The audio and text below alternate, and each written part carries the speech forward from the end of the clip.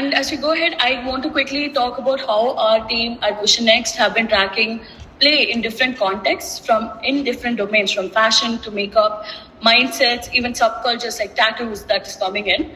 So back into July 2020, when Vision Next was in its nascent stage, we saw impact of pandemic was there, but how play in a form of curiosity want to find, because you crave for something was there, and that is covered in the bite on the left, Millennial Maze, where different stories talk about game itself in like various aspects, and all of these bites are available on our website. You can check it out. And end of November 20, we saw how brands took up play, but it was on a very whimsical, in a different aspect, how products and services became very fun and quirky for everybody to enjoy. So that's what came in. And going forward, around April 2021, I think it was end of the first wave. I think second wave was sort of there. We saw how makeup trends also became very fun and bold, but it was all on the eyes, around the eyes. And we have a bite that's covering how makeup trends were evolving. And quite recently, I think November 2023, our team also worked on tattoos and what are the emerging tattoos, especially among young adults, say Gen Zs. And we saw how no more tattoos are very serious and they have to have serious meanings. But Gen Zs are just having fun with getting tattoos. So we see how play has been like evolving over these years, and we are archiving all of this, and we're also seeing how it will further change as we go ahead. So these are some information we want to give before we go ahead, and let's go right into our three tendencies or three key directions that we'll be discussing: game over, playing around, and play eye. And we will show some key drivers and signals. And in the end, we're going to wrap it up with few fashion directions that, you can see how it will be used in fashion industries as well. So without further ado, let's start. First story or direction that we want to discuss is game over. Although it looks like it has sort of like a negative connotation to it, we are talking about game over in an aspect of game is over and over, like you want to play over and over. So this is going to be all arcade code, pixel inspired prints, visual directions that's kind of coming in. And it is all about digital play, because believe it or not, all of us are spending a lot of our time, and our space basically has become digital with phones. So first example or the driver that we have here is the game that on the left. It's actually on Instagram Messenger. While you wait for your partner or your friend to reply, you can just go ahead and play. And it's not that you're competing with someone, rather you're just, killing your time, or just, just there for like small dopamine hits of, hey, yeah, I did hit a good score. I'm going to hit, better score next time. It's just like on the digital platform. And if I'm not wrong, I think few years ago, we also had this on Facebook Messenger, a lot of different games from basketball to, I think, bowling, we did have it. So, these sort of small elements of games are coming in things that we are waiting, like when we wait, or mundane things. And in the center column, we have a few product inspirations. So Daily Objects, I think they're doing a fantastic job with bringing all this cool nostalgic game from the 90s, the visual direction, everything is along those sides. I think international brands are also are and still gonna do it. We have Loewe and Mischief, and we see pixel inspired artwork, everything that's coming in. And on the right we have Saturn Return. It is actually a music video. I think these artists have released couple of tracks, and even when you go check out their videos, their Instagram is on the right bottom. You can see how it's all like a 3D. It's like a Minecraft kind of vibe that they go. Even the music videos are like that. So it's very gamified in a sense. Going ahead, we also want to kind of touch upon how serious games are all very like digital gamified. So on the left is actually an advertisement from Economist, and we are seeing how something very serious, like they are asking for social science program, and they have a gamified aspect to it. It's a very serious magazine as well, and we see play coming in. And on the right, we see, I think this was very prevalent. Even Louis Vuitton did something about, you are reimagining a space, but it's like you're immersing yourself, because when you see it, it's all like flying around, like Dunkin' Donuts when they put like donuts on top of a building. It's all whimsical, it's all fun, it's all play. So this is all about the first direction, game over. We're talking very much in conclusion about like digital play, immersing yourself. It's a different space itself into a digital space. So if you have any questions, please feel free to put it in our chat box. I think we'll be having a small Q&A session in the end as well. So let's move ahead. And we have playing around. So this is the second direction with few signals that we're looking. So playing around or playing in and around. So we're looking at space around you, and we're talking a lot about physical space and you being involved with people around you. It's very social, it's very community oriented, it's about building bonds, but with the fun aspect. It's no more about, oh yeah, I have to go meet them because I want this. It's more about, oh no, I'm just like hanging around, let me have some fun. So when we look at a few drivers on the left, we have Juhu Beach Studio. I think they'll be featured a lot in today's because they're doing a fantastic job again with the products and like the type of activities or workshops that they have. One of that is the Bizarre Bazaar, where people who are interested can just hang around, make products. So you see the end products on the bottom left, where it's about making your own characters, goofy characters with whatever that is there. And I think it's a fun little activity where you're not serious to learn a craft or something, but rather you're just having fun. You're just playing around, Look at the products also. They're also giving very whimsy, fun vibe that's going on. And on the center, we are having a lot of like events where it's no more serious. I think even pottery, there was a lot of like going out, having fun, making like having a hobby like pottery, just like getting to know each other, but you're also doing something fun. So we also have Flirt and Flavor, which is about just making making drinks together, but you're also getting to know people. On the left bottom, we have this game called Dialogue, I think, or Dialogue, where you kind of have like a card game to like get to know each other. Again, like play aspect is very, very crucial here because it's how you're getting to know each other. I think it's a very laid back, relaxed vibe that is totally coming in.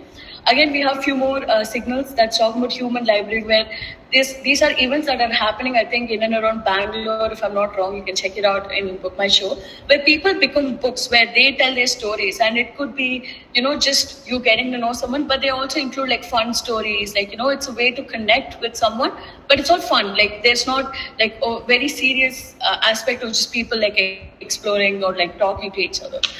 And as we go ahead, we also quickly want to touch upon pet play that is coming within the umbrella of social play, where on the center slide, we have this called Dinks or Dink Ward. I mean, it kind of sounds weird, but when we kind of expand it, I think this mindset is very, very impactful. I'm seeing a lot of this coming around, especially even in India, especially in Tier 1 cities where dual income, no kids, but with the dog. So it could be dog, it could be creatures, it could be other pets as well.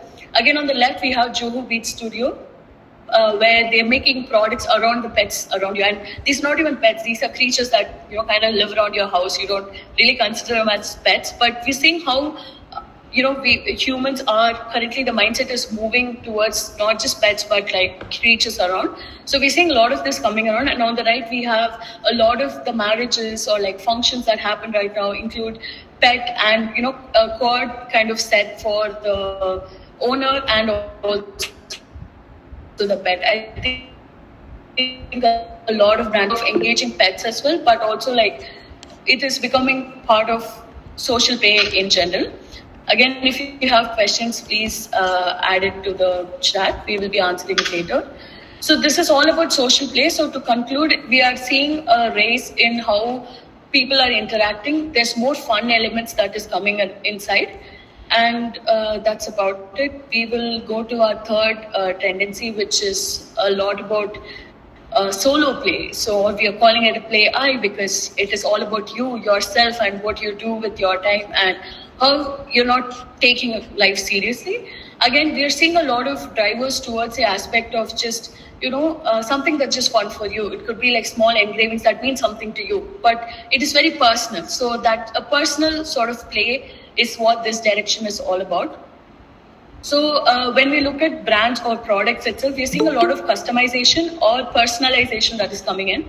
Again, Juhu Beach Studio, again, they don't make aprons, but they're like, you know what, we're going to do it because our customer asked us to do. So that sort of like small shift in mindsets coming, because a couple of years ago, like personalization, individual aspects of products were very difficult from bigger brands, or like even like a smaller brand in general. And on the center, we have products from, Daily Objects that is a little more fun. It's a serious brand. It has like serious office products, and you see like fun products coming in, and these are like small keychains or charms that's added, but it just gives like an edge. Like it's like small fun that you include in everyday like monotonous life or like a mundane life. And on the right top, we have Olio Stories. I think it's very reminiscent of those pendants with pictures that you have, but now it's reimagined in like say rings where pictures are there. It's very personal to you. So again, personal play is just not about playing, but also we're talking about a little bit of like what you feel, like how you feel, how are you expressing it. And we look at it, it's all a little bit of elements of fun that's coming in. Again, a lot of workshops, everything around like, do it yourself and, like plated project. I think you can paint a plate as well as you buy it, and then you can paint it and make it whatever you like it to be. And finally, I want to touch up on kid adult themes or kid adult themes, where we're seeing, all adult money, because I feel like a lot of Gen Zs, when they grew up, they wanted to buy a lot of things and they couldn't. And now we are seeing a rise of this. I think especially since Barbie, they're like, oh yeah, I'm going to buy this, I'm going to buy this. All the serious places or serious things are becoming a little more fun. Again, in the center, we have Daily Objects, and we're seeing how they're asking people to come because they're making their workspace as a playground. And on the right, we see colorful carpets. Again, like very serious things are becoming very very fun and playful. So in conclusion, this story is all about just having fun, and it's about personal play. Like, what do you do? What is fun for you? And it's very inward, like introspective aspect of things. You're also curious, so that's what we kind of see. Before we kind of wrap it up, we'll quickly show you some fashion in play. So the first one is the Kanika Goyal's play inspired clothing. It's a capsule collection. Avantika. Yeah. Yeah. So this is a capsule collection from Kanika Goyal. So what happens is they have a bunch of prints already, filters already on the phone, and they have those AR infused prints on the clothing. So when someone scans it, they get the whole filter that comes to their phone. So it kind of bridges a gap between like the digital and the physical as well, and then you're kind of fusing it. You're kind of exploring like new aspects of different world itself through clothing. And in the second one, we have these different panels that you can keep changing. Again, it's a very fun way to personalize your clothing as well. So it's again like an international implication of play that is coming in. So here we are seeing how panels are constantly changing. So you choose which panel you want for that day. So you can keep changing it. And I think that's a very fun way to include personalization itself. And in the end, we have Space Biscuit.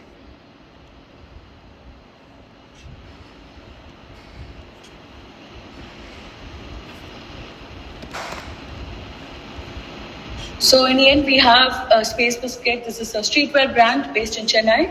And what they do is they recently had a collection, like a show, where they collaborated with another 3D company, where they kind of digitalized or like made an immersive world with all their clothing. So all their models are in a world, and you get to wear the AR VR and experience their clothes in a different world altogether. So when you go around, you can actually see different fabrics, and you can pick which one you want, and it's physically available for you to wear.